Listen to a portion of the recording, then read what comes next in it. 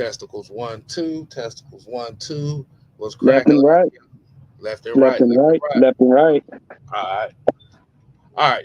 Both sides is good. What's going on, people? As we already know, man, it is Thursday afternoon, and man, a hell of a day today. Mm. Um, I am your host on this six-man convo. K Styles, Six and K, the reckoner is in here. To the stage left, we got the therapist. Yes, we Joker. do. The Joker is in the building. Heidi ho, folks. And at the bottom of the screen right now, man, we have he is who remains. We have the senator. Mad Mike Sports is in the building, y'all. What's going on, Mike? How ya doing today? It's Hey, like What you doing, my thing? it's like pig six. six. I can see them when they catch them, leave them when they don't, and I'm so scared now. Smells It's like like Oh pig six. six. yeah. I can see him throwing a ball, going to the man that's going the other way. It's like Smells like pig pig Oh. six. Smells like pig six. six. Mm, mm, Ah. mm, mm, mm, mm, mm. It's like pig six. All right, all right, all right. So, as you heard that song, for those that probably already know, it has been official. We got proved wrong. They actually pulled it off. They actually pulled it. For those that may not know, the Atlanta Falcons have finalized a 1 year, $8 million deal to bring in safety Justin Simmons.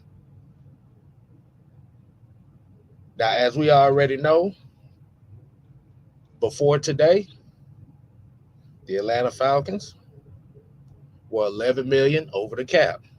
Mm-hmm. Mike, what did and if you didn't catch the Bad Mike Sports earlier, he further explained to it. They did one thing I did not think they was gonna do, and that was gonna restructure Chris Lestrom.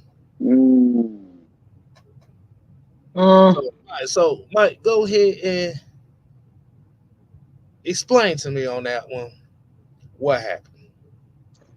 Well, I don't know if I would say I didn't see that coming. The thing is you don't want to make a habit of doing that. Mm. Mm, So restructuring is really just simply just changing the numbers as far as like from year to year. So it's like the money still stays the same, but what you're doing is you're pushing that money towards the future. And like I said, that when you make moves like this, it's like there's going to be some consequences for said actions. But they're obviously ready to uh make that I guess shit.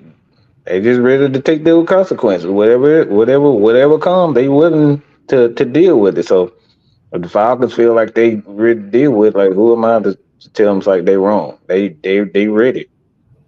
okay, okay, all right. So what? So I'm nicknaming these guys the Barge. So if anybody got a nickname for them, my nickname is gonna call them the Barge. Uh-uh. Yes, I'm going there. Uh-uh. If you pay close attention, they look like two of the barges. Tell me I ain't lying. We call them after switch. After switch. I gotta do it. But the reason why I named this show today, The Redemption Arc, for multiple reasons. It's funny Terry Fontenot went from he didn't know how to build a team to Mm, now he's the greatest thing since sliced bread, mm, which is very interesting to me, but I digress from that point. mm. Now,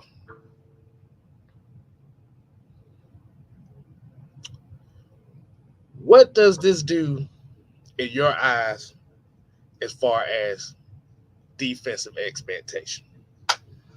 Not a damn thing. Not a Nope. damn thing. Don't. Why you say that, Mike? Because it's not one game has been played.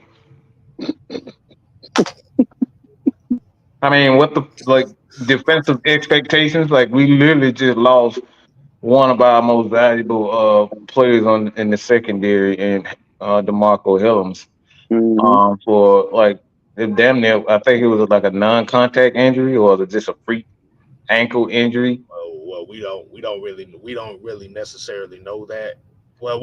We know he gonna be out pretty much He's for a gonna while. be out for a while. So, You know. like I said, we so it's like my expectations. I don't have expectation when it comes down to things like this. Like everything for the most part until we see these guys on the field. Like we're still trying to figure out, all right, what is? We Okay. don't know what is. Mm, So I want to see these guys on the field before I start, saying, oh, this is going to be, a Super Bowl caliber team and all that type of stuff like that, like getting ahead of getting ahead of themselves. And what the fuck I said, it still remains. I look, I said what the fuck I said, and what I said still holds merit.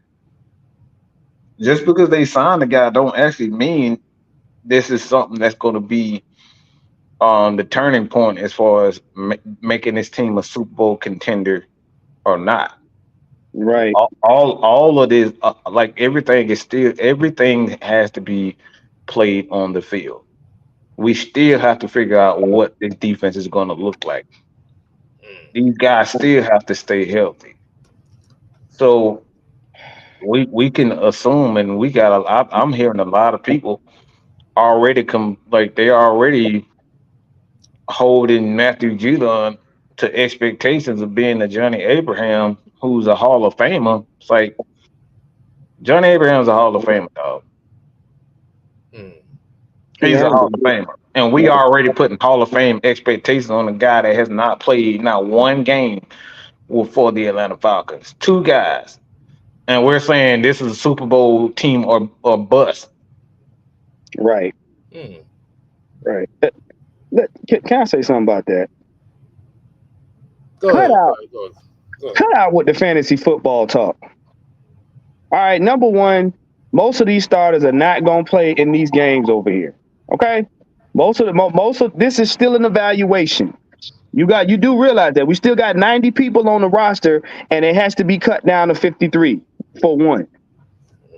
You know what I'm saying? So hold your nipples, all right? Y'all getting way ahead of yourself. And all y'all goofballs out there now, I'm calling y'all goofballs talking about Super Bowl or bust. Can we get through the regular season first and see if we can defeat our own division? Raheem didn't come out here saying we need to outrun the NFL. He said we need to outrun the South. You got to win at home first before you go talking about Super Bowl. All right? Y'all up here with this. Y'all up here with this microwave. I'm gonna take this from Sam. Madden microwave mindset. You know what I'm saying? Ain't none of these guys got on the field and proved us nothing.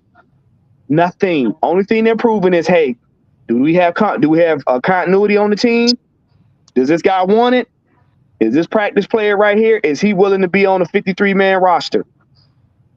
Y'all got to cut that out. Y'all letting once again, y'all letting the media give you your takes. We just got the guy signed. They ain't even got sweat from the Atlanta humidity yet, and y'all always talking about some Super Bowl. Cut it out. Slow it Kirk down. hasn't thrown. Kirk Cousins hasn't thrown not one pass yet, and we already have people talking about he need to get my city a championship. Motherfucker, he ain't even threw a pass yet. Look, I, I'm, I, Hold on, hold on, We hold don't on. even know if the motherfucker can run a five flat. But kind of besides that point right there, though. Like you said, you added. Like you said, I wouldn't. I would say he became a priority, overnight priority. Let's just say that he was an overnight expense. Now I know a lot of people are calling it the no fly zone, as we've already known. Like I said, this is where the excitement comes for well, a lot of people are kind of excited for him for the simple fact that him and Jesse Bates are kind of like neck and neck as far as creating turnovers, as far as the safety position. I think they like I know they top three. I don't know if they're one or two or not in the last 4 or 5 years. So this is where a lot of that And excitement is coming from. You said what? 1, 2, 6. He has 60 and Jesse has 57. Okay, mm-hmm. okay. So pretty much just based off of those statistics, you pretty much got two guys that have a nose for the football. Right. Right. So this is where the excitement is coming in. This is where a lot of people are kind of saying like the whole Super Bowl or bust thing. Like they said, man. I say it like this: regardless of getting him or Matthew Judon, my number one goal is you got to win the South. Thank you. You win the South, and you let it play out that way. I Right. always say you got to get hard first before you even try to think about putting it in. There you go. There you go. There you go. There I you got, go. I was trying to figure out. Okay, I saw where Mike went with that one. I'm Mm-hmm. sitting there I'm like, wait a minute, he ain't just go there. No. I let Mike cook. Yeah, when you gotta let Mike cook. He was on the grill with that one. So for those that don't know the deal, it's a 1 year, $8 million deal. So this pretty much just looks like to me a 1 year rental. Mm-hmm. Um, Juan, let me ask you a question. I'm gonna ask everybody in the chat a question. We're gonna get to Okay. the roll. We're gonna get to the roll call here in a minute. All right. Are you expecting Justin Simmons to be just a 1 year rental, or are you expecting him to be here long term? As of right now, he's a 1 year rental, and I'm gonna tell you why. And y'all got pissed at me, and I don't care. And I'm gonna stand on what I said. He's not a necessity. He was a luxury item. We said it on the show last night. Do I want him on the team? Yeah, it's cool. He's on the team. The more the merrier. He's a great player. I'm not taking anything away from his skill set. But when you have somebody, Mike just said it, 1 and 2, that's that close in caliber with him, it wasn't a need. Matthew Judon was a need because it was the trenches. If you build up the trenches, they get home to the quarterback. The DBs don't have to work that hard. Recent years, our DBs was basically the mainstay for the defense because our fronts couldn't get pressure. Now, is it great to have him as a luxury? Yes, because you want the quarterbacks on the other side of the ball to have a nervous breakdown. But because they signed him to that contract 1 year, that's letting them know, look, we're trying to see what he's going to do this year. Now, if he balls out, do I think they may revisit this? I'm not sure. They might. Who knows? But as of right now, he's a 1 year luxury. Y'all ain't got to like it. That's just facts. Okay.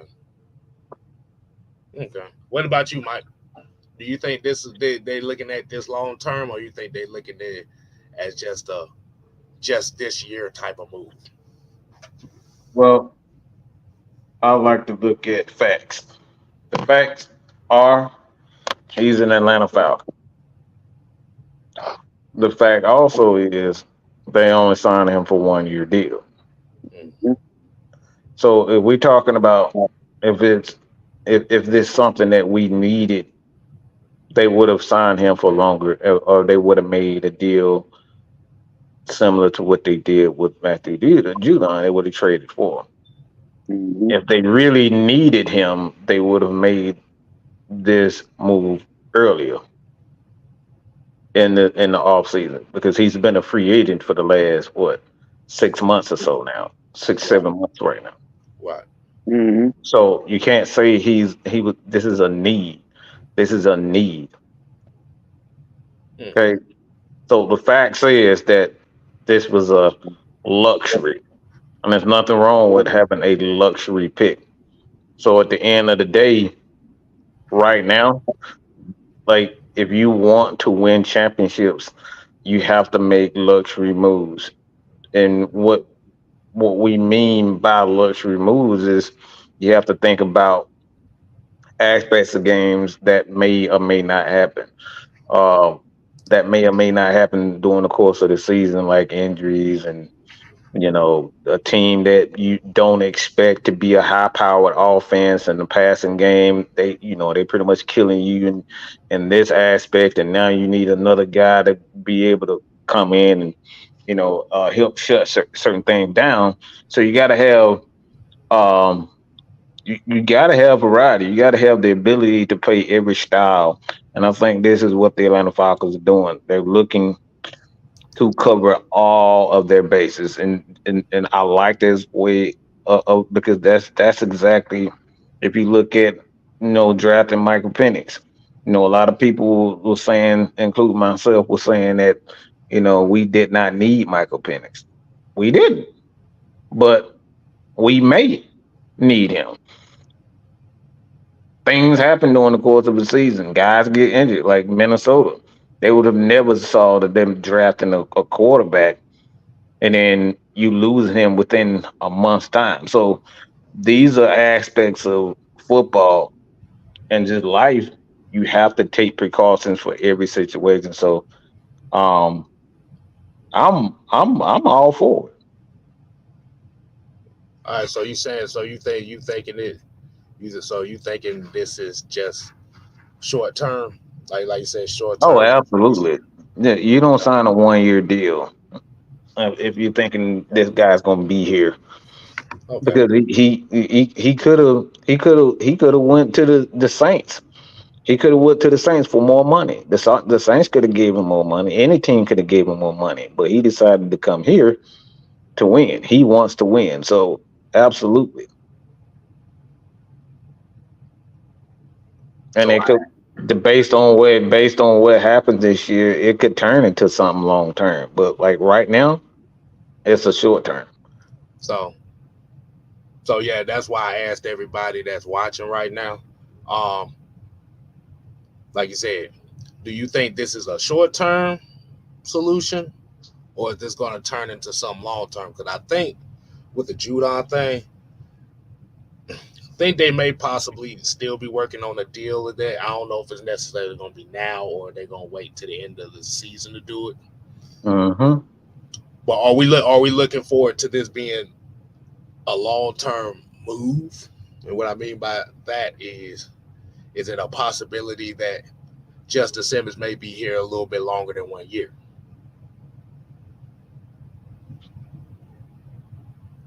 I mean, you win a championship, you don't have to worry about the future. You said you wouldn't have to worry about the future. You wouldn't have to worry about the future with him. Okay. You win a championship because this is what this is about. This is about winning the championship. You Okay. win a championship, you accomplish what you came here to do, especially for him. And now he can worry about getting his money since he don't want a Super Bowl. He can worry about getting his money. So he might say, "Hey, the hell with the Falcons. I want my money now." Yeah, it's to me. I believe it's like it's year to year. They're gonna see how the season goes. But I wanted to comment on Jay Diaz's thing. I I wouldn't say it's an emergency situation because what you got to understand is we still have depth in the DB room. See, that's what y'all got to understand.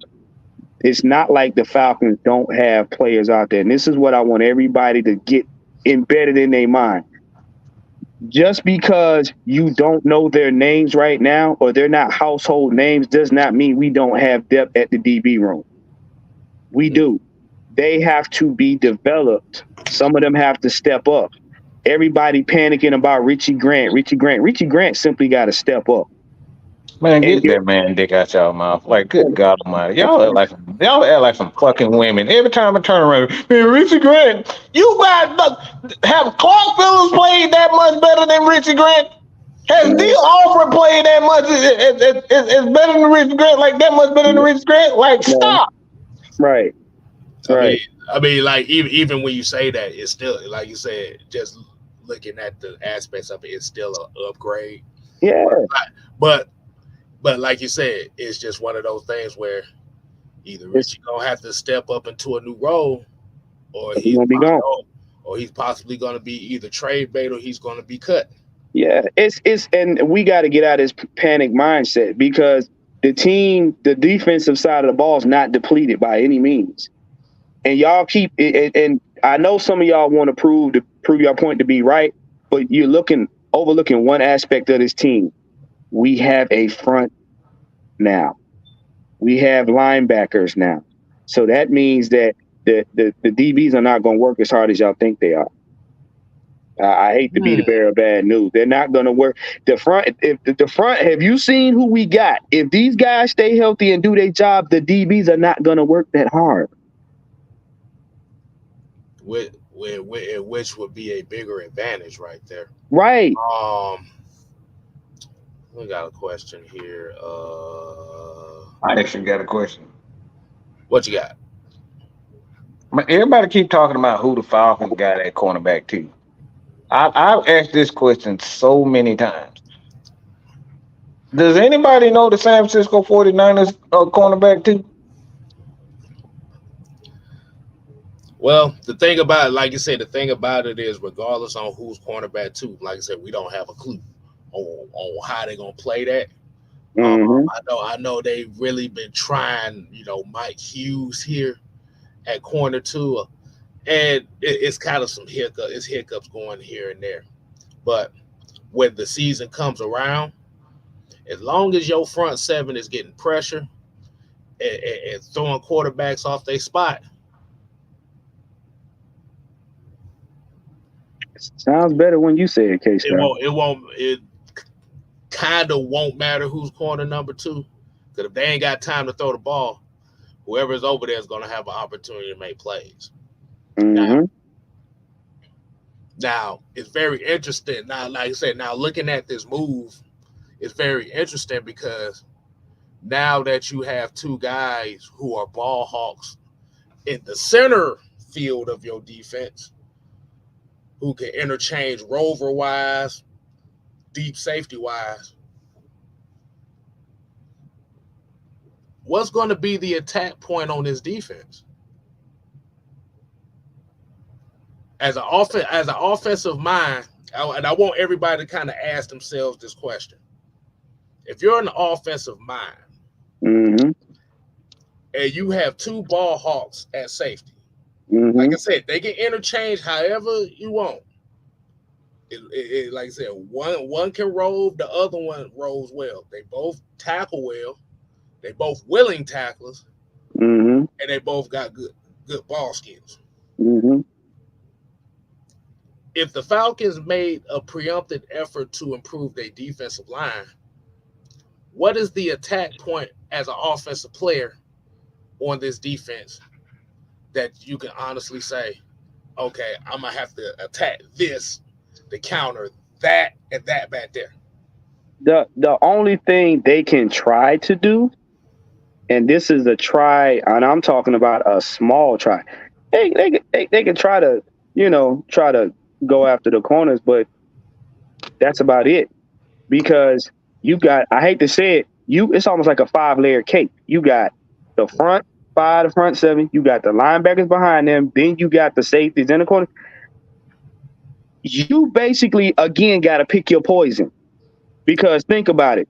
If there is an elite player on your team, say like a tight end or a wide receiver, they're gonna put one. They can put a safety underneath and a corner over the top, or vice versa. They can bracket the hell out of your best player and still got one half of the field open to take your passes away should you decide to throw to the other side. Right. So you literally now you literally and then don't think you're gonna use a running game to run it up the gut like you used to. That's a no-no. So at this point in time, you gonna make a lot of offensive coordinators nervous, and you gonna make a lot of offenses honest. They really gonna have to figure out who's the weaker person on that in that DB room and try to attack that side, because going straight at them, it's not gonna work. It's not going to work because you got, like K-Style said, Jesse Bates. Jesse Bates, and I do know this about Justin Simmons. They're good at looking at the quarterback. Jesse Bates jumps a lot of routes by watching the quarterback. So you giving him pressure, he gonna make a mistake. Jesse Bates or Justin Simmons gonna look at where he's throwing it, and it's gonna get picked off. So you're gonna have to attack the corners. If anything, you're gonna have to.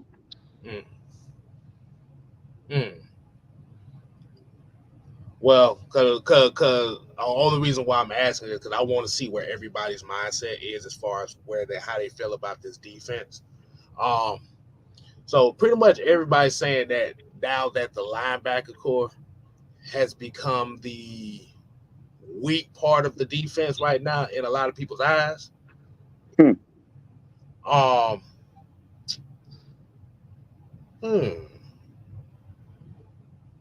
I want the explanation on that. I mean, that's the thing though, because they're gonna be using their linebackers to attack a lot. So essentially what I'm saying here is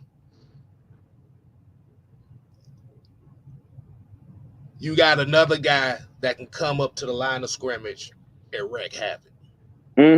Which has been the theme of the type of players that they have been bringing in this year.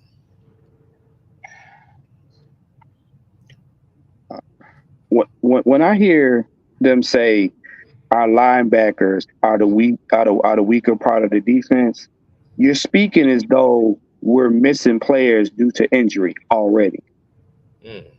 Because you do know Troy Anderson is back. You do know we got other players that were hurt that are out that are back. This is what you got to understand. At this point right now on paper, we're not missing anybody. And despite how you feel about a certain player, they're all there. Right now, there's no holes in the defense at all. Nobody's gotten hurt. Nobody's played yet. Right. And when I say it's the weak link, y'all, I'm not saying that they're bad. Right. I'm just saying as far as the optics of how each level looks, as far as the players they have, the linebackers are going to be looked at the weakest. But again, like I said, hey, they said we got 85 people in here and only 25. Boy, y'all better get them things up there. That's it. Get them things up there. But and again, you're underestimating the front of the defense. Again, this is what I'm saying. To pick out a certain position right now and say that this position is probably going to be the one, you're underestimating who we have up front. And K-Styles just said it. If they get home to the quarterback, everybody behind them doesn't have to work as hard. Right. And you got to understand, we're going to be on a rotation, and Raheem and them are going to mix and match coverages, and they're going to mix and match looks for blitzes. Mike talked about this earlier. We're going to blitz teams in ways they haven't seen us blitz before. Hold on. I just thought about something. I just thought about something. Mike, what defense do we play? 34. 34. Okay. That makes sense. If I remember correctly about Justin Simmons, and I want to get to the next topic, if I remember correctly, because you know I actually follow Sewell Cravens because I about a few years ago I thought the Falcons were gonna get Sewell Cravens before he retired. Look. Mm-hmm.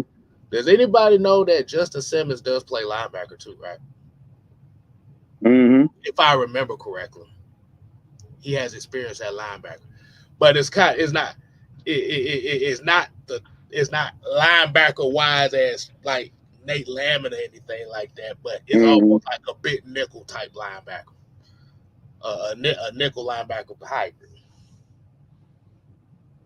So maybe this is just one of those moves where, like you said, you already got a guy like Caden Ellis who's kind of a multitasking guy. Mm-hmm. You already got Troy Anderson who's a multitasking guy. Mm-hmm.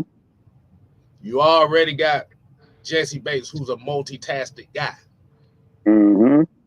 And you add another one that's a multitasking guy. Um, can we all say that we're looking at the birth of the rebirth of the amoeba defense in Atlanta? Absolutely.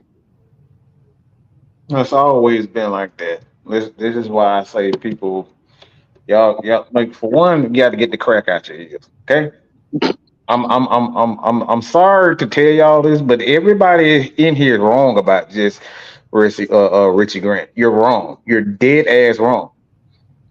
Okay, this guy's a very good safety. Just because you don't fucking like it doesn't make it true.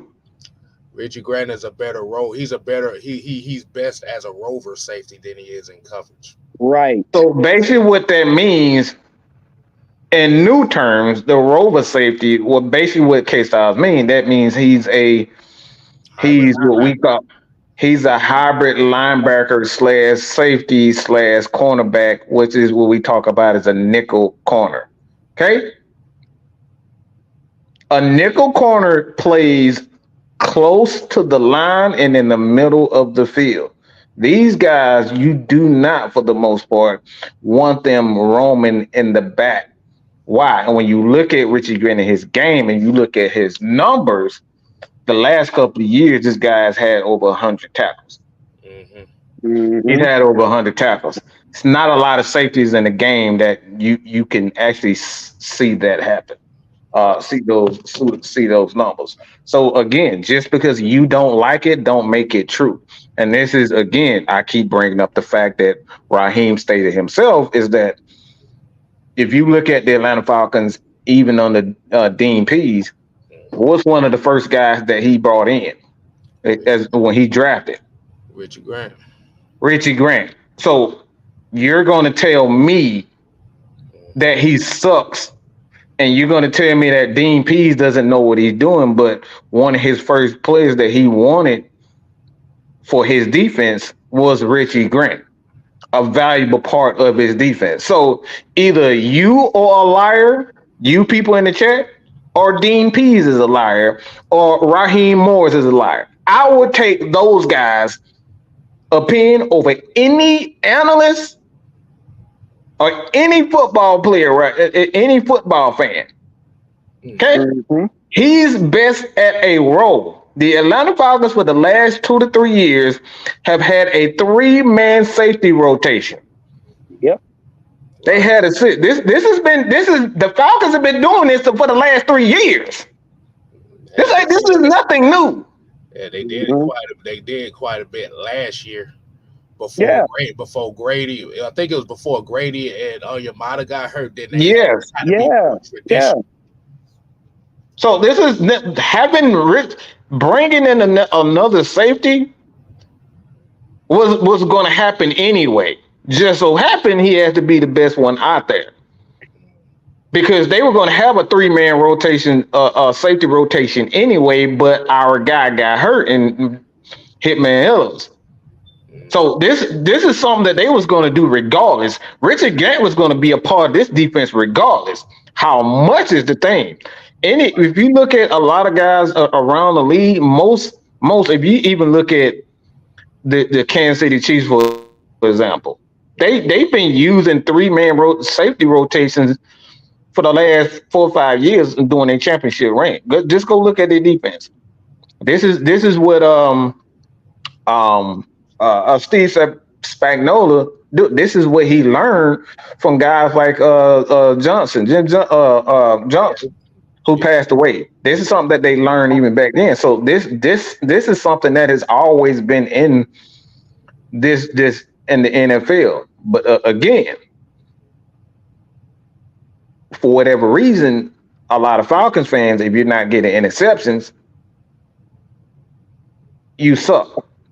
Mm-hmm. So Richie has value, whether it's an elite, whether if it's good, he may not be good, he may not be elite, but his skill, he has some skill for this particular team. And this is one of the reasons why he's still on the team. But the Falcons was going to have a 3-man rotation, safety rotation anyway. That my thing is they was just using Richie Grant as justification for why everybody was excited about Justin Simmons. Let's keep it real. Let's keep it real. Because soon as the Falcons said they were entertaining Justin Simmons and first thing people start saying was we need to get rid of Richie Grant. That's a justification. That's it. Half of the time, y'all not paying attention to this man on the field anyway. Let's be real. You're not. Right. Like I said, for me,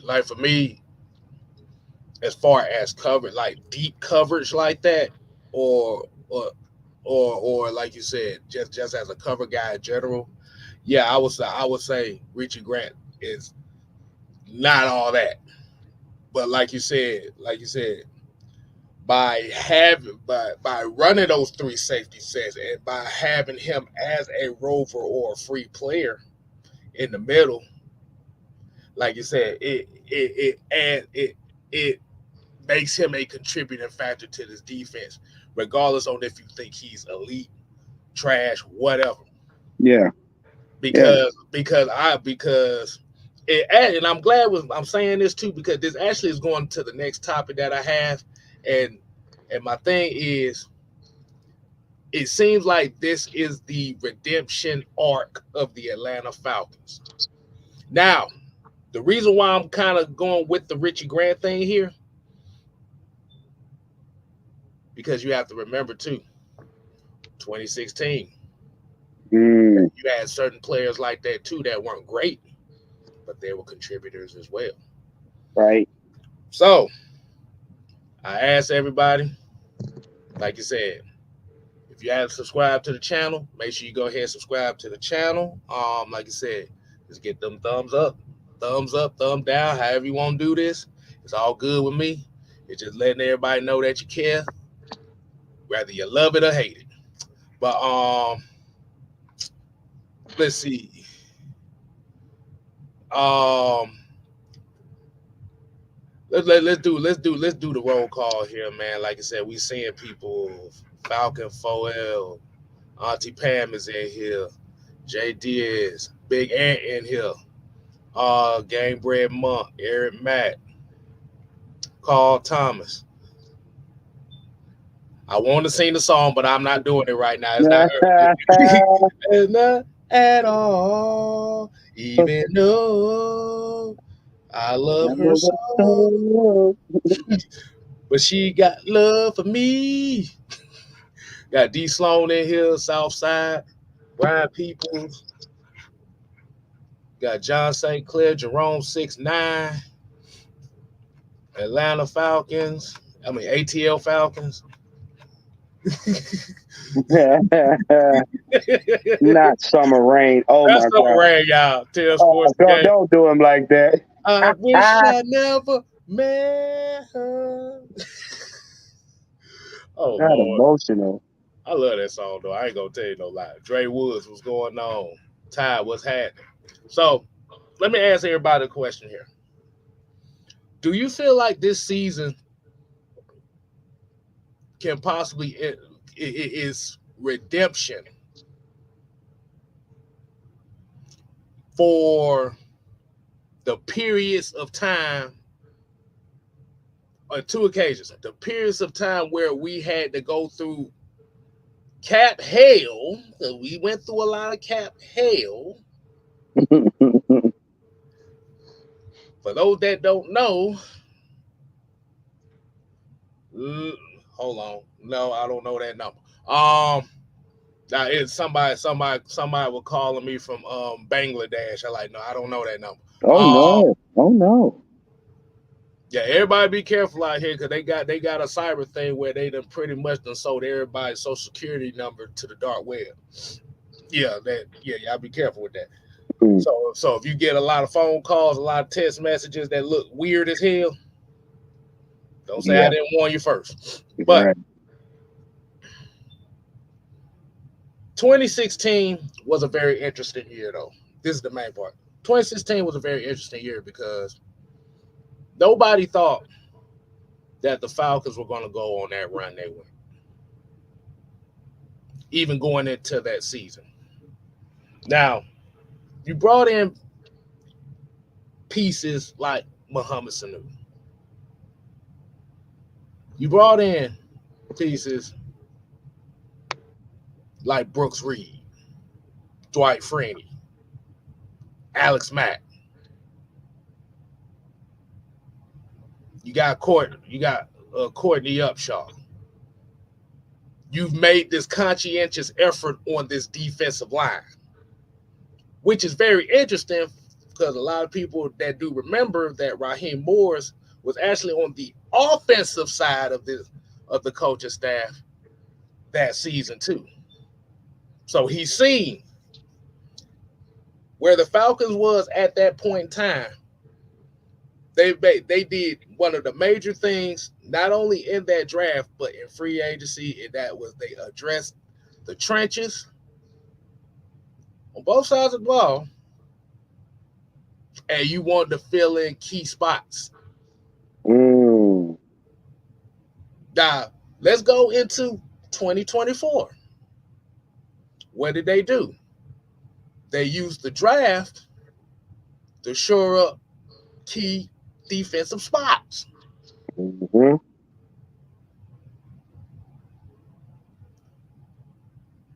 You used a couple trades to fill in a couple defensive line spots too. Mm-hmm. You essentially bring in a quarterback, and which is experience is the same as the experience you had with Matt Ryan going into that year. K-Styles, you said something right there. You have an offensive line. And this is going to be the key this year. Can that offensive line stay healthy, and can they produce? Mm-hmm. Mm. Yeah, because what the similarities? You had at that time, what Matt Ryan had been in the league, 10, 11 years? No, at that time, yeah, let me see. He was in eight, nine. By 8? Okay. So you had an 8-year veteran, now you got a 13-year veteran. That is the leader of men. You got the same guy that was on the offensive side, like K-Style said, now he's the head coach. But he's a DB's guy. Mm-hmm. You just see we're putting it together. You're filling in spots, you're setting the team up. So now you got complete players on the team. In a division that's pretty much abysmal right now. You see how stuff is lining up? So I could say yeah. Mm-hmm. I could say yeah. And now here's the key for everybody that likes the conspiracy theory thing. You have a head coach that was there in 16. So 9 times out of 10, and I'm going to say it, and it's going to hurt a lot of y'all, he's not going to leave the playbook in the trunk. Yeah. Yeah, I know you almost threw up in your mouth, K-Style. You saw what I. Yeah. You said, well, yeah. Mm-hmm. It needs to be said. It needs to be said. But at the same time, like Mike said too, the one thing he always harped on, the team looks more balanced than anything, Mm-hmm. and that's what you want. So, in my opinion, yes. Mm-hmm. What you think about that, Mike? As far as As this kind of being a redemption year I for mean, he for lost. for for for for, for not only having that expectation on seeing or on at you as a fan hoping to see that success you saw in 16, and at the same time also redeeming from the fact that Thomas Dimitrov damn near ran this team into the damn ground. You're right. Well, I'm past the redemption, to be honest. I'm past that. Um, what's done is done. The thing is I just don't want to repeat that shit. You don't want to repeat the end result. Yeah, I Right, just don't right. want to. No, not the end result. I just don't want to repeat. Uh, the see what happened was everybody just got egos. We just had a bunch of guys got egos. We got the coaches that like Dan Quinn. He didn't want to acknowledge the fact that it was a team effort as far as like all the coaches, having a say so. Like Kyle Shanahan helped with his offensive game plan, defensively with Raheem Morris, he helped. Like it became an ego issue in regards to the coaching staff and even the front office with Scott Pioli, because like we people don't realize we lost Scott Pioli on top of it, and when not Dirk Cutter, but Thomas Dimitrov. Like he started his little trip tip. So it's like for me, I'm past the football. I think the Falcons, they already know what it takes to once you get to a Super Bowl the first time, you already know how to get back. So Mm, I'm past all that. My thing is I just don't want to repeat the same mistakes. Mm, mm. And for those that may not know what the mistakes are, Mike, could you elaborate on that for the people that may not? Well, thanking you the goddamn reason why the offense was one of the greatest offenses of all time because you drafted Julio and I drafted Matt Ryan and I drafted Calvin Ridley and I brought in this guy and I brought my offense is the reason. So I'm the one that need to be making all the necessary moves. Mm, And what happened what and that year, see, everybody had their little bit. We got guys like Raheem Morris who was able to bring in guys like Adrian Claiborne that added to mm, that defensive line. We had guys like Courtney Upshaw who came from Baltimore. Like we had a lot of guys and Tyson Jack, but like all those guys who came with Scott Pure, like everybody had a say with that team. Kyle Shanahan had his wide receivers, he had his running backs, he had his offensive linemen come in. So everybody had a say so within that team, and like when the next year, Dan Quinn just went to firing all his defensive coaching staff. Like he just started firing all his coaches. He started getting rid of players was that played an intricate part of that defense, like guys like Dontari Poe, like we brought him in the defense when Scott Purley brought him. We was able to bring Dontari Poe in, and then we could have had him for cheaper, and then he didn't want him, so he let him walk for free. Like all this stuff.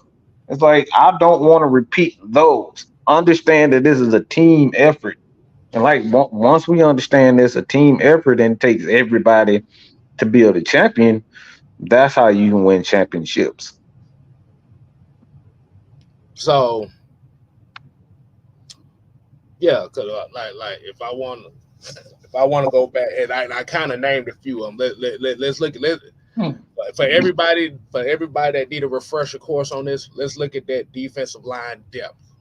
or Mm-hmm. pass rusher depth, as we call Rasheed Hageman is another one of those guys that he's oh, I don't need him anymore.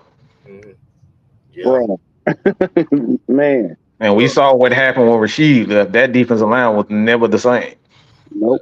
yeah, let's look at it. Yeah, Vic Beasley, Mm-hmm. Grady Jarrett, Mm-hmm. Mm-hmm. Courtney Upshaw, Yep. Mm-hmm. Brooks Reed, Mm-hmm. Adrian Claiborne. Claiborne. Ooh.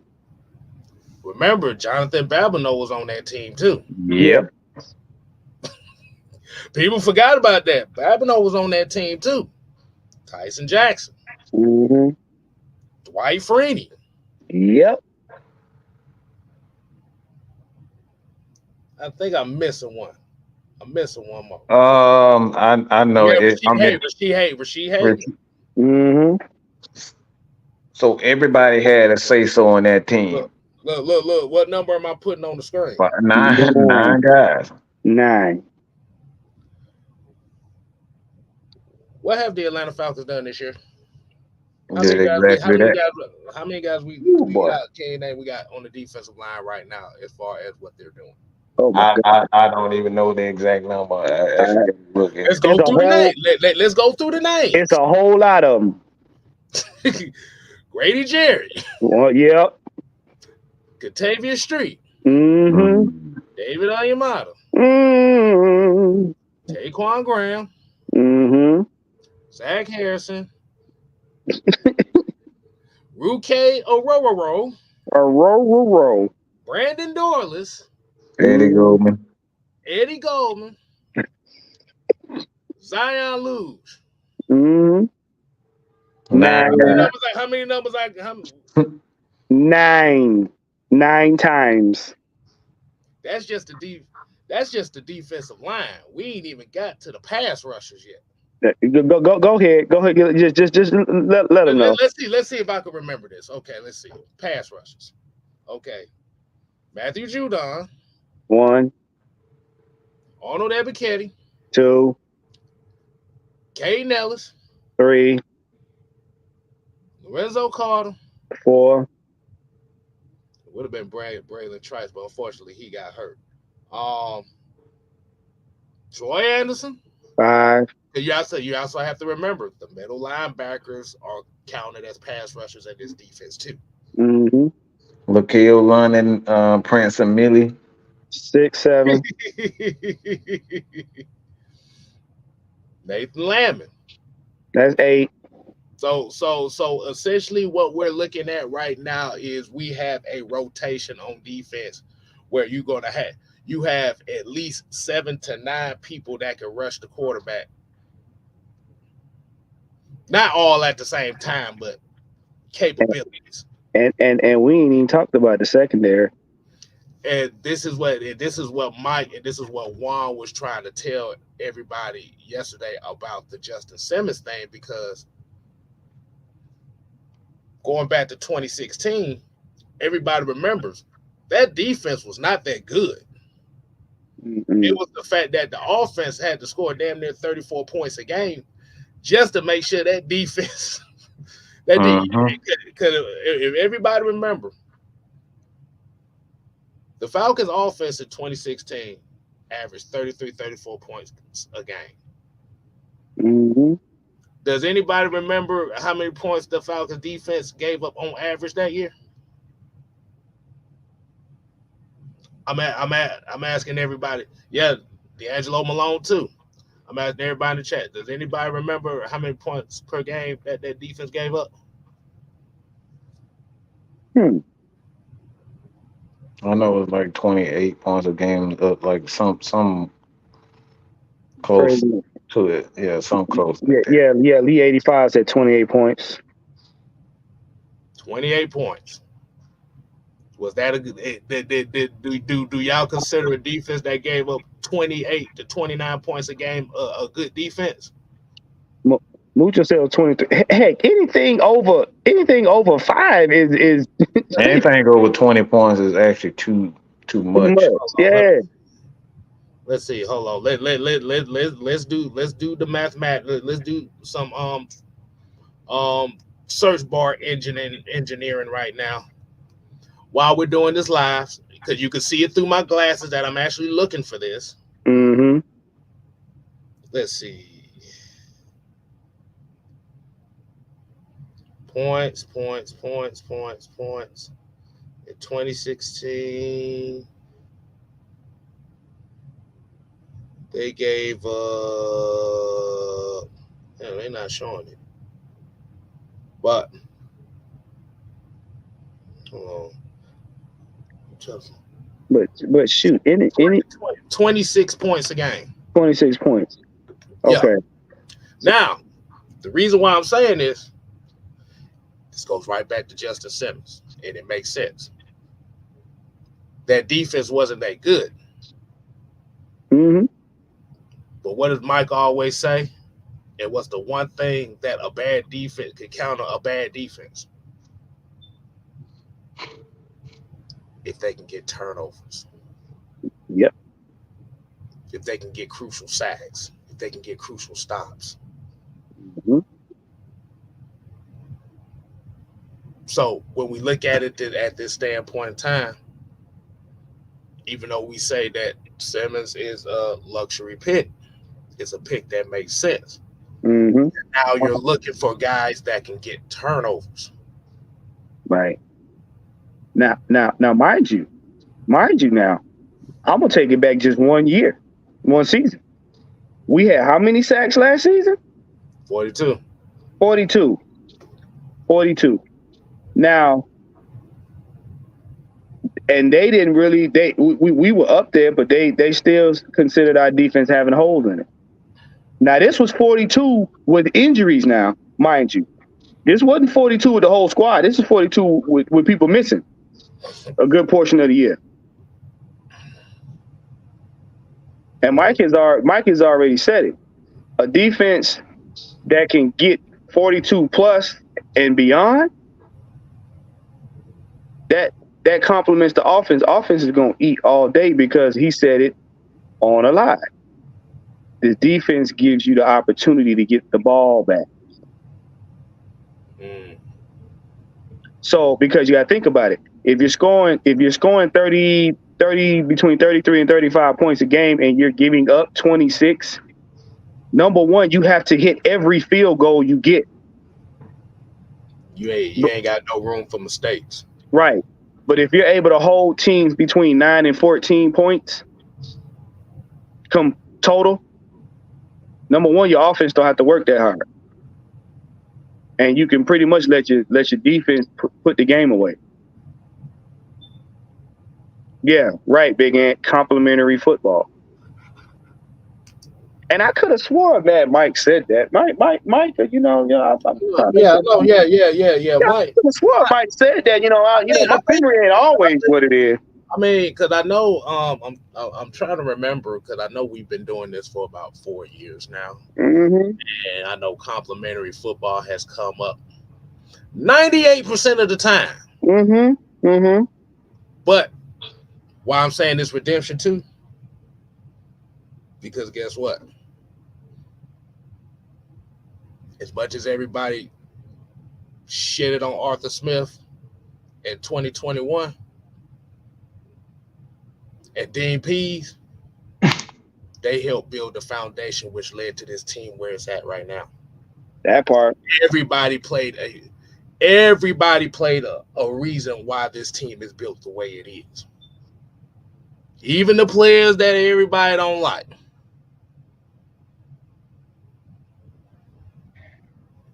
The Marcus Mariotas, the Desmond Ritters. We done seen all this.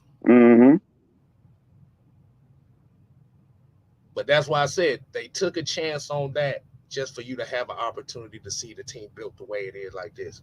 Because if they would have went for that Lamar Jackson pick, would you have this same team?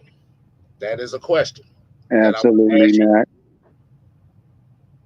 So, as a Falcon fan, a lot of times you're going to go through some hard, and even just a Falcon fan, but just as a sports fan, period, it takes a while for your team to get somewhere where they need to be.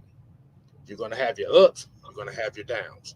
You're going to have to deal with some bad players. You're going to have to deal with some good players. You have to deal with contracts. You're going to have to deal with egos.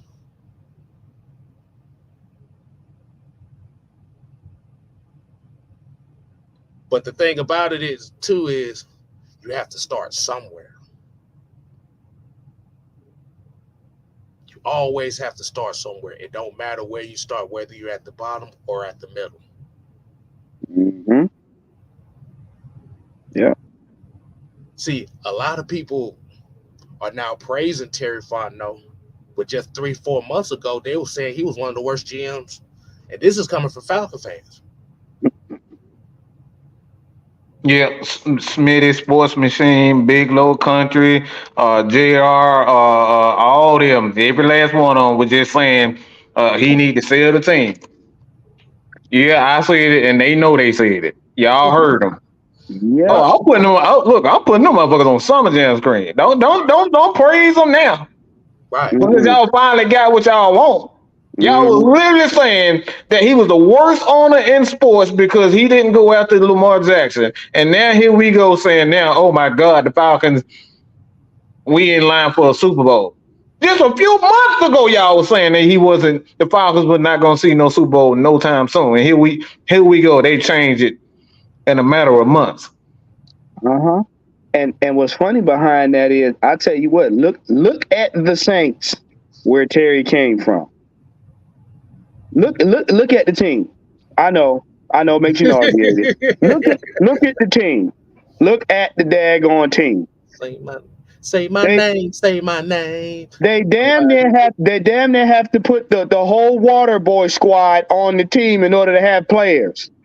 Oh, they called me a bitch because I called them out for what they said. Oh, you don't like my cake. You acting like a little bitch.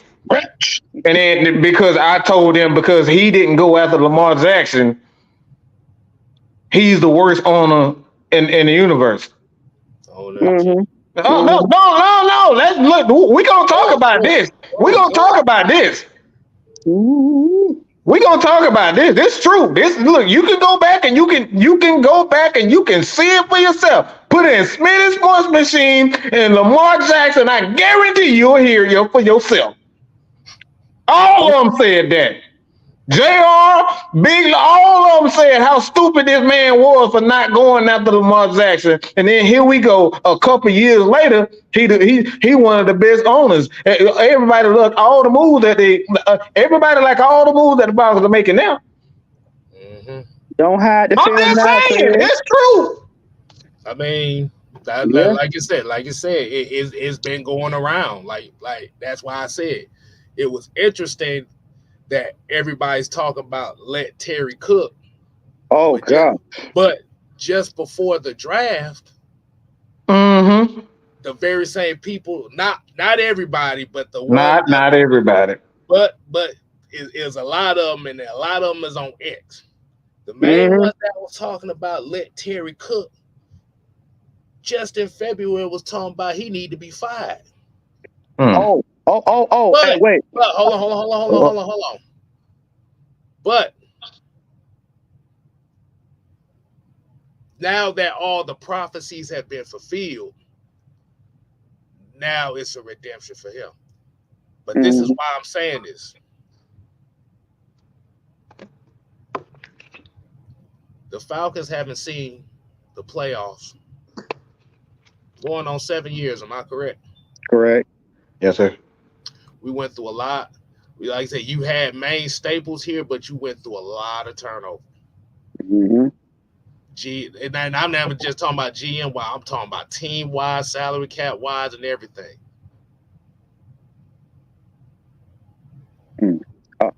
Terry Fontenot. Oh, and shout out to Fred Bus for the $2 super chat.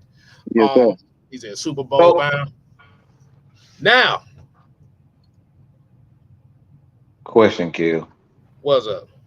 And now, when we were talking about that Lamar Jackson situation, why the Atlanta Falcons didn't go for him, if they would have given up not only the capital to bring him in, with the first round picks and even the money. Do y'all think that we'll be in the position we are right now had we done made that decision? Hell Everybody in the no. chat. That's a very good question. I know. It was an episode that had a lot of Falcon fans mad, but a lot of times, once you get out your feelings, once people start getting out their feelings on certain things and start looking at both sides of the spectrum as to why something can happen here and why cannot happen here, like you said, hindsight. Now the team ended up being better off because what happened? You was able to build on a foundation. You was able to bring in young core pieces, superstars. I'll be honest with you. You may not even had the draft capital to get Michael Penix. Like I say, Mm, you had Lamar Jackson. But I mean, at But least hold on. But you wouldn't be able to build that defense the way you had. there right, we So go. right. so you would have put Lamar Jackson in a situation where the defense was just as bad as 2019. Shit, they was ready to do that with daggone Justin Fields. Let's not forget now. Yeah, Let's not forget. When yeah, they knew we wasn't getting Lamar Jackson, the Falcons was the dumbest daggone franchise in NFL history because y'all didn't want to pick up Justin Fields, and look where he at now. right. So a lot of times you have to be willing to be the bad guy in order to make a plan come through. Mm-hmm. Terry Fontenot and Arthur Smith became not just Arthur Smith, but Arthur Blank became the bad guys here in Atlanta Yep. because of that situation. Mm-hmm. And And, be, and and because they was willing to stand on being the bad guys and weather through it, now we're coming in here today where Mm-hmm. look at the We defense. win. Look at the defensive players we done brought in. Where we was hollering about defense since we started doing this. Mm-hmm. I mean, if you want to, just go back and look at the press conference from when they just released Arthur Smith and listen to the questions. They was damn near trying to get Arthur Blank to get a team up then. Right. So, yeah. So, consistent winning doesn't come right off bat for a new regime. Tough decision with K Style letting popular guys walk. There you go. GMs coming into situations where you are negative 60 in dead cap and trying to make that shit work. Bruh. It takes balls to want to take on a situation like that. Then you have like Mike said, you have to get rid of certain players to try to formulate some type of cap to start building a team. And then the year after that, you snatch almost a whole defensive line and start making stuff work. Think about that. Think about this. Think about this. Because they didn't get Lamar Jackson, you brought in Jesse Bates, Mm-hmm. David Onyemata, Mm. Caden Ellis. Caden Ellis. Let's see what else we got. Matthew Judon, Mm-hmm. Bergeron. Bergeron. Landman. Caleb McGarry. You was Dog. able to resign guys too. Mm-hmm. You like I said, Drake now London. like I said, now you have a nucleus of young players mixed with veterans that got the city excited that this team Mm-hmm. can go all the way. But Once this is what we're talking about with it's a process. This Mm-hmm. is the culmination of it. When you're patient and you're willing to be the bad guy because you have a vision. So it wasn't again that goes back to what we're saying about even if you go back to the Dallas Cowboys with Emmitt Smith and all those guys, like they had defensive players, but what they did in Dallas, they took a chance and said, "All right, let's go get one of the best young quarterbacks, Troy Aikman, put Michael Irvin with him, and Mm-hmm. then have Larry Allen, Eric Williams, Right. all those guys, all that was all that was if they would have just said, Mm-hmm. I don't, I like I if they would have just said, let's get rid of these guys because it's not working out right now, and didn't stick to the plan, because Troy Aikman was like, if you go back during that time, Troy Aikman was awful. God, Mm-hmm. He was bad. God awful. He Yeah. was bad. Just go look at his first year with the Dallas.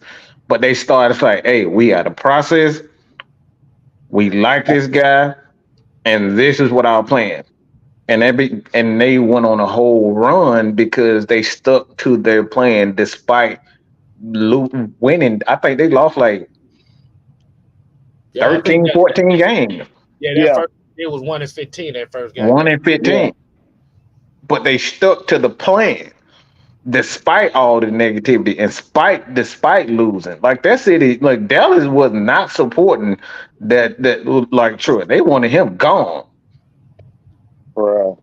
Mm-hmm. They didn't become America's team until they figured it out. And then you So couldn't I'm tell them nothing. so I'm not saying that the Falcons are going to become Dallas or anything like that. But what we are saying is, oftentimes when you have a player like a Lamar Jackson that everybody wants, giving up the farm, all your draft picks, and spending all your money on these guys can do more harm than does good. If you look at the Rams right now, the Rams are a perfect example of it. Now they don't even have Aaron Donald no more because they don't spent money on them now all their players. Mm-hmm. They don't have players. They got rid of a couple of guys on that defensive side of the ball that they don't have. They went all in. Right. Mm-hmm. And now they stuck with pretty much nothing now. They're not even a top team in the NFC like that anymore. Right. A lot of like you said, it's not like you said, the thing about it is it's nothing wrong with going all in if that's what your plan is. But the Mm-hmm. thing about it is by going all in, you just know that if you don't win it, that could set your franchise back 3-4 years. If Right. you Hmm. don't have the right guy who has the right mind for things. See, a lot of times when we first started doing this podcast over here, AFN, the very first words we said was Terry Fontenot ain't shit. Yeah. Do anybody remember us saying that? Mm-hmm. We've always said Terry Fontenot ain't shit. Don't let the smile fool Oh, he's good and petty. Hmm. He's good. You see it right now. He is the last 4-5 hours. He's good and petty. you. Mm-hmm. We've Right. been saying he's sneaky. He ain't worth shit. We've been telling y'all that. And in order for you to be that type, for you to build a team like that, sometimes you just gotta be ain't shit person. You got Senator Palpatine. Sometimes you got to be Senator Palpatine. yeah. You got to be the bad guy. But the key thing about it is building the foundation. That's always been the mantra. That's always been one of my mantras. Build your foundation. Your success will come soon. But you have Mm-hmm. to stick to the game plan. Mm-hmm. The Falcons right now in 2024 are showing other teams how to build a solid team the right way. The right way. Not the turnstile, not getting all the cute pics. Cause I hate to tell y'all, for those that like to get all the popular names, you can't have elite players without having the guys that back them up, without having the role players. I'm glad you said that. I'm finna do some more research on something else. Hold on.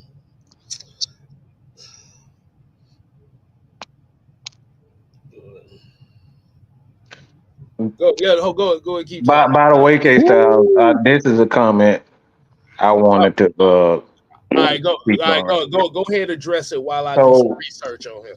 Mm. Chamo Amo, he pretty much said you was bumping your gums last night on the lives about singing, signing Simmons, talking about extending contracts, but not mentioning restructuring contract. Do better. A football player is a football player. His skin color rants. I don't know what the hell that come from, but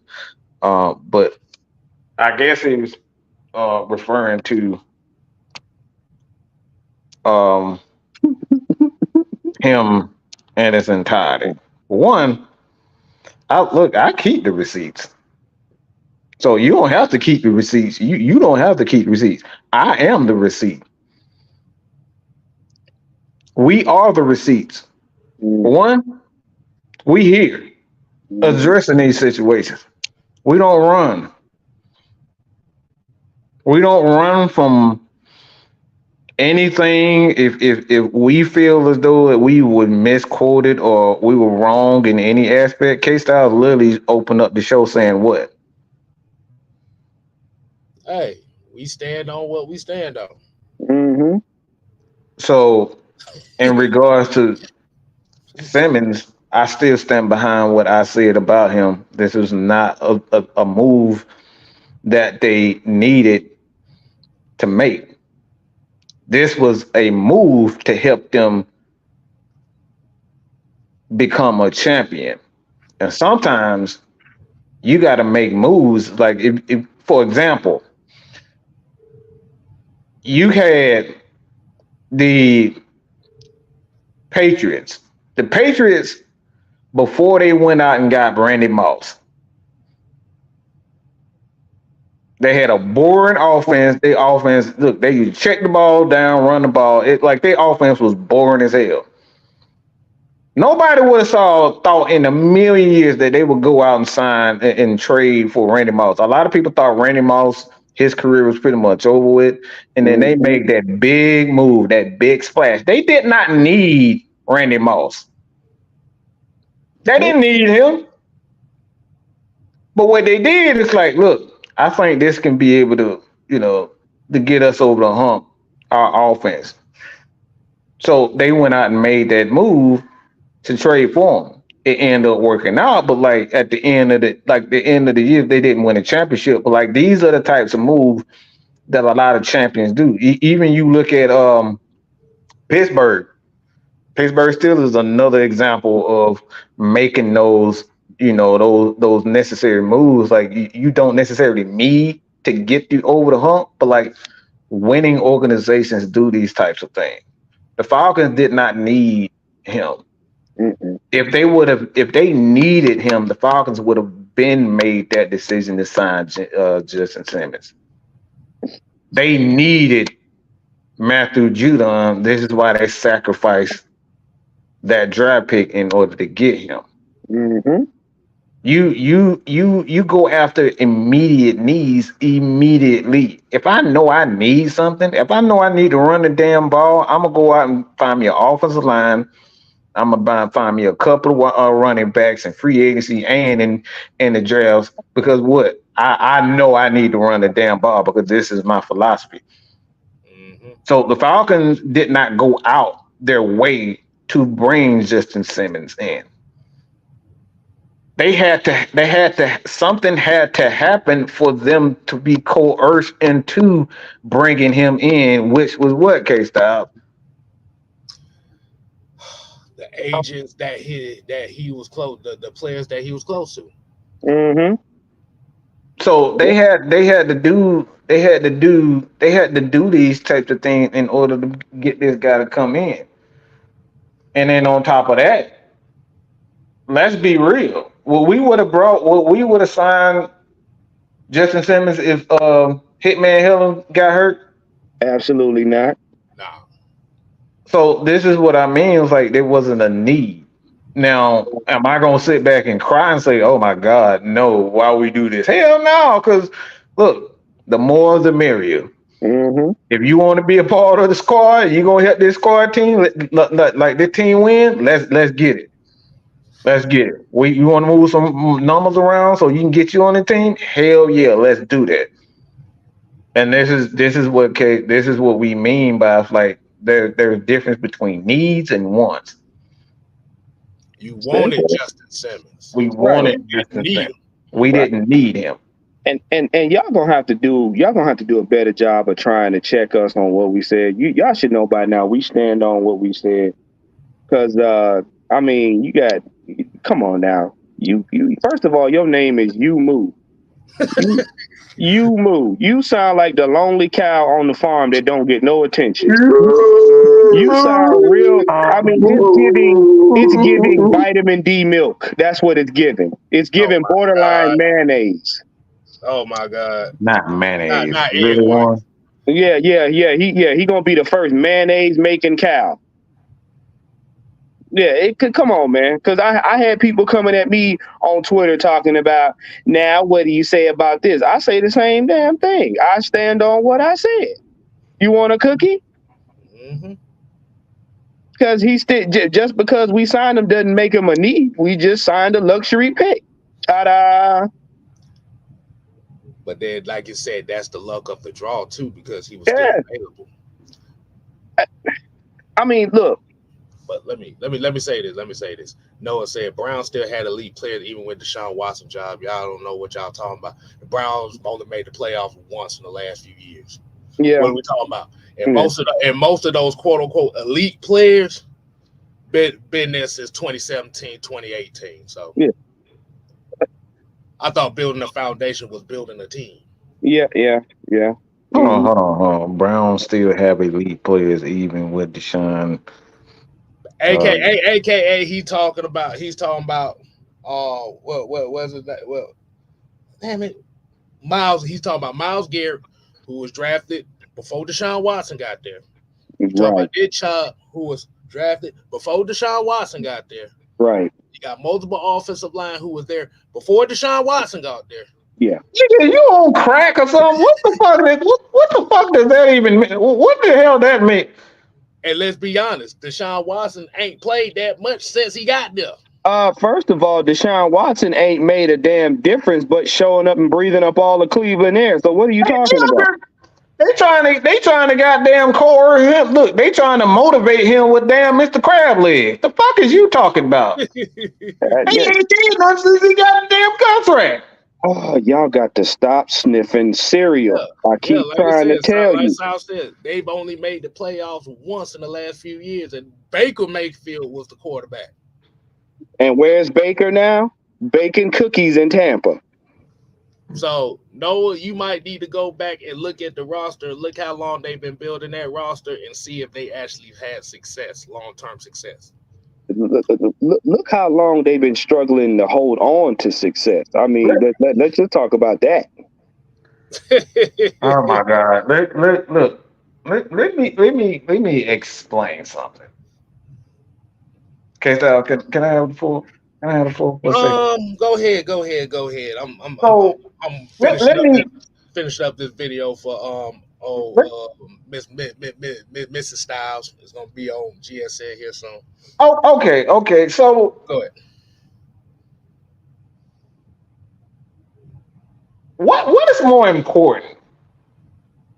Having perceived elite players or actually winning fucking games? I'll take the second one for 500, Mad Mike. So I'm confused as to because when you're a genius like me, like I don't understand stupid. I mean, Warren always tell me it's not my job to understand stupid because look, I want to know what it feels like to be stupid. I really do. Because like I don't live in that world and look, like it seems kind of fun because a lot of shit you just don't worry about. Like I got to worry about somebody, trying to call me Mike. Man, you too smart for your own good. I want to know what it feels like to be stupid. So like how like like what is he alluding to? Because I'm somebody explain that to me in the chat because I don't understand what he talking about. Hold on, say that again. He said what? He's I'm trying to figure out what he's alluding to, saying that the Browns have elite players. Yeah, they have elite players, but they still losing. So what's the fucking point? He's trying to. If I can try to hear the thoughts of a Well, dumb person. no, well, basically what he's trying to do is he's trying to debunk he tried to debunk what I said as far as building a foundation. So you You mean to kind of tell? used the wrong team. You used the wrong team on that one. But well, go ahead, Juan. So building a team is having elite players that can't win games. This man named Anthony Evans with no goddamn profile picture say you not a genius, bitch. Please, I am that motherfucker. Okay, I am that motherfucker, and that's why you here watching 6 Man K Styles because we the motherfuckers. Okay, don't Oh, don't try don't try to demean what we do because you're not a genius. If you're not a genius, then say you're not a genius. But we know we geniuses. Why? Because we actually study. We do our homework. And we listen to our elders. We listen to our elders like OJ Santiago and Terrence Mathis and Terrence Moore and all those guys that helped train us. So like we actually listen to those people. So we know that we're smart because we take advice from smart people, intelligent people. So well, we know we smart. I say about me. I say I'm the dumbest guy in the room. Now I'll we say know K Style gonna say some shit like that, I'm the, but I'm the I'm a smart aleck, and I'm we proud know of it. we know. But I just you know what. Okay, Anthony and Noah. It appears that somebody on fantasy football hurt your feelings. This is. I mean, if you're mad because the Falcons are building the team the right way, and the teams that you're trying to justify your statement by are still trying to find wins, uh, by all means. I mean, if you need a hug, there's some people I can suggest for you. But at the end of the day, we're Wow. building the team from the inside out. We're starting with the trenches, and then we worked our way out. We got a veteran quarterback. We got him weapons. So now it's a defense to complement his gameplay. We got a coaching staff that actually acts like they use their brains instead of sniffing box of cereal. I mean, come on. Come on, if you're mad at that, it's all right. It's all right. I get upset sometimes too. I get upset sometimes too. I get upset with these comments because I have to sit here and understand stupid. I mean, you heard what look, Mike said. It's look, hard. It's look. I very. always, look. I always say it like this, man. Oh, No doubt. we good, Anthony. We I good. we just we like I said, man. We But we we not I we don't still, have no No, no, vitriol, no, man. We don't have no vitriol towards y'all. no. But like I always say about myself, I would never say I'm the smartest guy in the room No. because the I reason don't and want to be the smartest guy in the room. Like, because if you because this is why I will always say that I love being the dumbest guy in the room because the dumbest guy is always learning. The ones that think they know everything can't learn nothing. mhm. Yeah, we So take. so kind of where Mike is coming from is when we kind of get these back and forths with certain people, it's always y'all think y'all know everything. It's not necessarily about knowing everything. It's about common damn sense. Yeah. Yeah. Yeah. Well, Common sense has more leverage than book knowledge, yeah. as we already know. Look. We're not. We don't quote unquote quote ourselves as geniuses. We just do the work because it's our I'm a job. genius. But fuck, We, what you talking about? I'm a genius, goddamn. Yeah. Cause I know those principles K Styles is talking about. yeah, Hmm. yeah. What I'm saying is, but we also do the work so we can bring y'all accurate information, Hmm. well Right. informed. Now, you know what I'm saying? I mean, Right. we like to joke and clown and say our little smirky stuff, but we actually do the work. We not sitting up here just talking out our ass trying to sound smart. We actually put in the work. We do the research. We watch film. You know what I'm saying? Some things we get wrong, we go back and look at it again. That's the stuff y'all don't see. So when you Mm-hmm. see us come up here Hours. and we're talking with our whole chest, it's because we've done the work to back it up. Even when it comes to certain topics or certain statements that we may be wrong about, we don't run away. Nope. Mm-mm. We Mm-mm. stand Oh, on he's right here. we stand on our business. Yeah, we got it wrong. So what? You ain't gonna stop nobody from saying what it's gonna say. Look, my mom and dad have been trying to tear me shit up for what 40 something years. So it it hasn't changed yet. So this is who we are. But like I said, at the end of the day, we're not like any other content creator out here. Nah. We're Uh, willing to we were willing to learn. We were willing to sit down and have a conversation with people about said subject. mhm, mhm. Even though we still are quote unquote the enemies of the content space, Mm-hmm. Yeah. Yeah. which was dubbed by the people that Yeah. by which is dubbed by the people, and some of y'all are in here too, have dubbed us the enemy of the content space, which we embrace, which we Yeah. thank y'all for because that's what makes us stand out a little bit Like more. Paul said, y'all the bad boys of Falcons. Yeah, look, they know it. Hey, You know, hey, They man, know it. we we love it. see. The thing is, we know that 80% of y'all really don't like us as people. Period. About 80% of y'all really don't like us, but y'all still come over here to watch us. So we definitely appreciate that. We Yeah. appreciate it. Oh, we Yeah. definitely appreciate it. Yeah. Definitely. Yeah. That's all love. Look. We always say, "Welcome to the asylum." Asylum. And like I said, we got consistency in here that always show love. Right. Like Right. Mm-hmm. my like this like I said, and I'm gonna end it. I'm gonna end the show off like this. And I always say this: I'd rather be loved and appreciated by 20% than loved and appreciated by 100%. Right. Let me say that one more time for y'all in the back that may not know.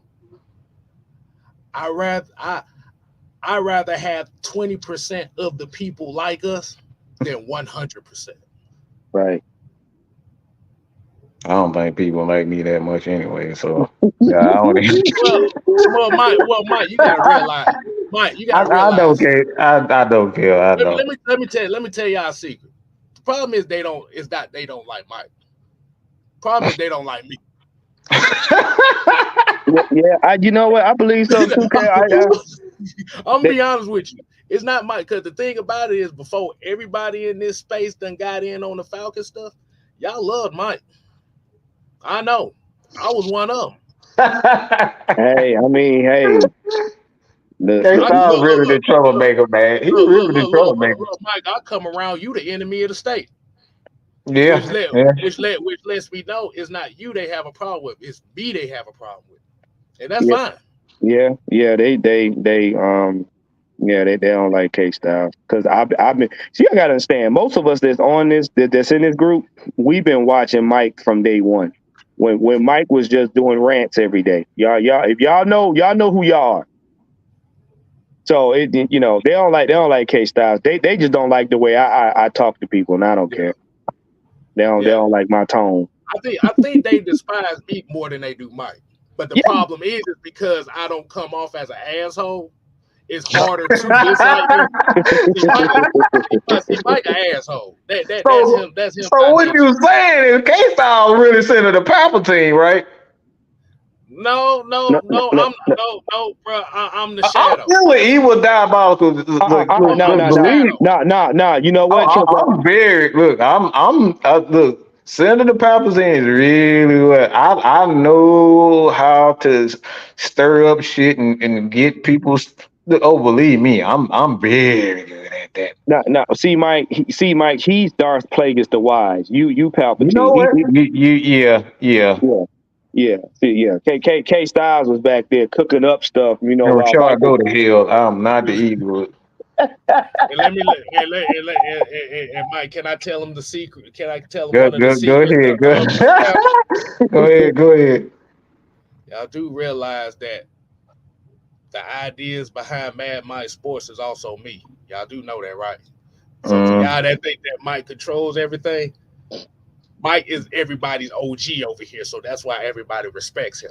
Mm-hmm. mm, But everybody contributes to ideas for Mad Mike Sports. So if you're thinking that Mad Mike is the single entity that's the puppet master, Look, you've already it's lost the really war. these two some bitches on what y'all see right now who be stirring up all the shit. It's look, really Warren and Kev who do all the shit. look, I'm gonna tell you right now, y'all should thank Mad Mike because half of the time he be sparing y'all from. I was like, no, we can't do that one. Nope. Yeah, yeah. Like I said, Rashad, information man. Like I Yeah, said, like I said, we have a team of people. We are literally about 30 to 40 people deep over here. yep. See, it's just easier to get at Mad Mike Sports because Mad Mike he's actually the face of a lot of this stuff. Mm-hmm. You better accept that, motherfucker, because you are the damn face. But Look. Matt. Look, we are like Ocean's 12, Ocean's 13. Mad Mike is the front guy. The rest of us do the dirty work. yeah, And like K Style said, we're a unit, not a collection of non-functioning foolishness. Coach said you Coach, just right there. Warren is an asshole. I'm telling y'all. yeah. Don't let the laugh fool you. Warren is Let evil. me let me put this in football terms, and we're gonna get up out of here because damn it, it's almost 8 o'clock. We are the 3-4 defense. There you go. You want to know why we the 3-4 defense? Because you got the three hogs up front. That's gonna take up the bodies, gonna take up the space. You don't know where your blitzes is coming from. Oh my gosh. That's how we run things over here. Bruh. So we're gonna go ahead and wind it down, y'all. Get y'all afternoon, evenings back. Definitely appreciate everybody coming in. The very formative show. So, like I said, if you're just now getting here and you missed the first half of it with the Justin Simmons thoughts, go ahead and recap, replay, rewatch. Show, like I said, show the channel some love. Show the family some love. Coach Unchained, Atlanta Falcons Nation, Really? Therapist ATL, Really Wow. ATL, yo. Wow. Really Wow. ATL, what the hell? yo. Really? Really? What the hell? See this? See, What? look at One gonna be feeling on somebody who ain't wrong about the Falcons. You ain't right. ATL, yo. Really? Look. This is my. Okay, say I need you to bring back the burnt toast. It's coming Powder back. Toast Award. Oh, it's coming back. Oh, hey, look.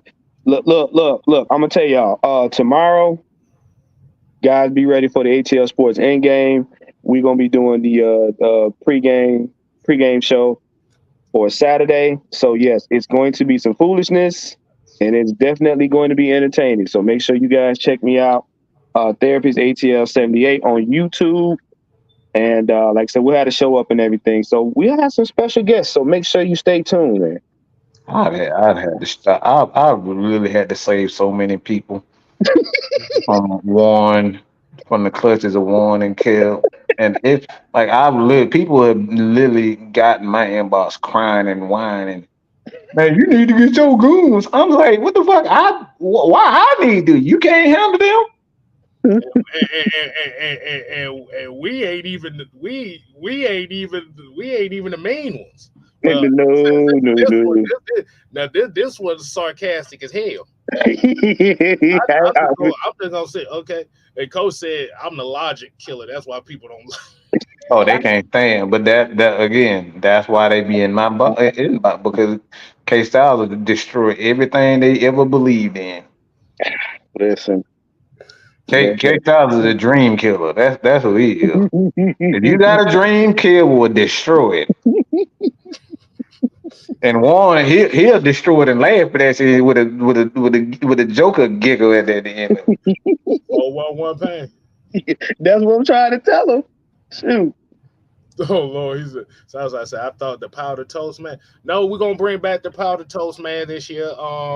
So if I see some goofy shit, Mm-hmm. Oh yeah. the powder toast man is coming back. We got Goofy on deck now. Don't worry. Don't think we ain't got. We got Goofy. So for those that's new to the channel, if you see this, in case I show another one. See, if you see this, never mind. if you see this, especially if he's in black, ass down, bro. Right? And if he's in black, you know you done something. In case I don't think they're ready for the other one we created. Yeah, nah. I don't think we want to show them that one.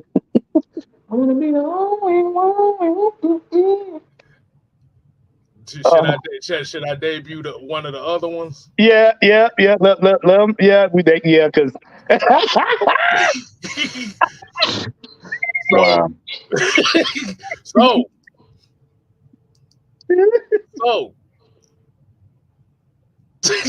So if you see any one of those three,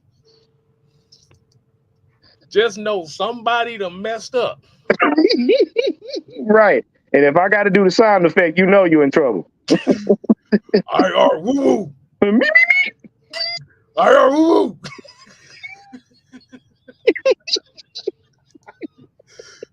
woo. So y'all better be on y'all best behavior. Because we bringing back the Sit Your Goofy Ass Down Awards, because we ain't did it in about a year. The Powder Toast Man Awards.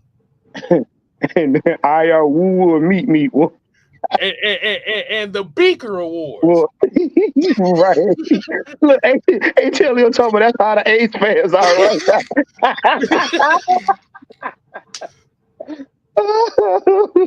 Hey, what? Hey, no. Why should I show one more or say that one? No.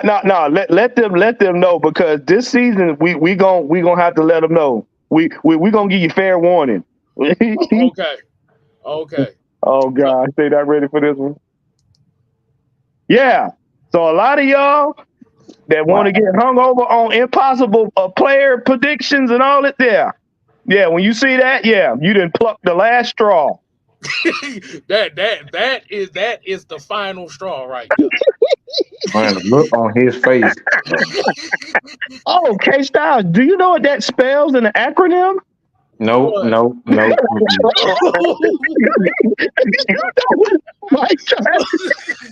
it. Just take the 3 letters at the beginning of that. No, we're not doing that. See, this is the example of that. I have to destroy a lot of shit before it even gets started. Okay. No, we're not doing that. Almost did it. Hold on, what you talking about? Shut up!